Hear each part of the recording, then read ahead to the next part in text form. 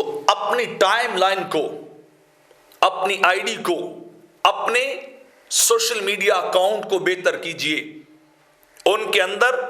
وہ چیزیں چھوڑ جائیے جو آپ کے لیے صدقہ جاریہ ہوں، جو نیکی کے نشر و اشاعت کا ذریعہ بنے، جو دوسروں تک پھیلیں، وہ لوگ پڑھتے جائیں اور آپ کو صدقہ جاریہ کے طور پہ ثواب ملتا جائے۔ کہیں ایسا نہ ہو کہ وہ غلط مواد چھوڑ کے جائیں، وہ غلط چیزیں چھوڑ کے جائیں کہ بندہ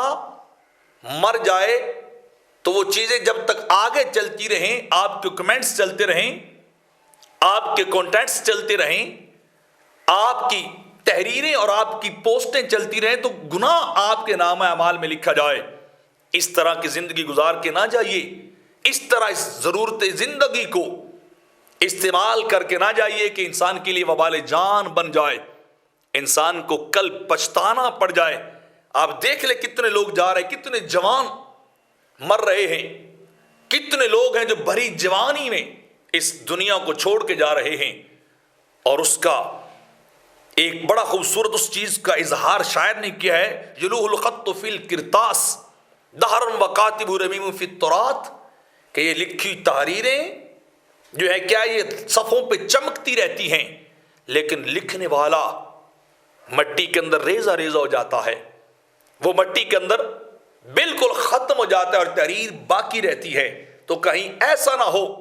کہ وہ گناہ انسان کے مرنے کے بعد بھی چلتا رہے،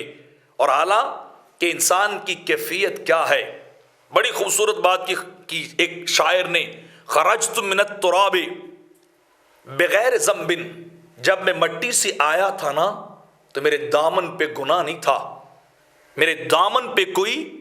بدکاری کا ایک نشان بھی نہیں تھا، وَأُتُّ مَا الذُّنُوبِ إِلَى التُّرَابِ، لیکن افسوس کہ جب میں پلٹا مٹی کی طرف تو میں ایک گناہ نہیں، گناہوں کی گٹھڑیاں باندھ کے لایا، گناہوں کے بڑے بڑے ذخیرے اپنے ساتھ لایا۔ تو کہیں ایسا نہ ہو کہ جب آپ جائیں تو یہ گناہ کی گٹھڑیاں آپ کے ساتھ جائیں، تو پھر انسان قبر میں پچھتائے گا، پھر افسوس کرے گا،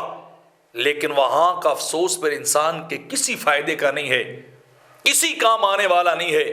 افسوس تو دنیا میں کرنا چاہیے تھا، توبہ تو دنیا میں کرنا چاہیے تھی،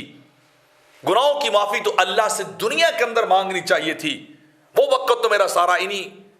اعمال کے اندر گزر گیا، غلط کاری میں گزر گیا، موبائل کے اوپر گناہوں کو پھیلاتے ہوئے گزر گیا،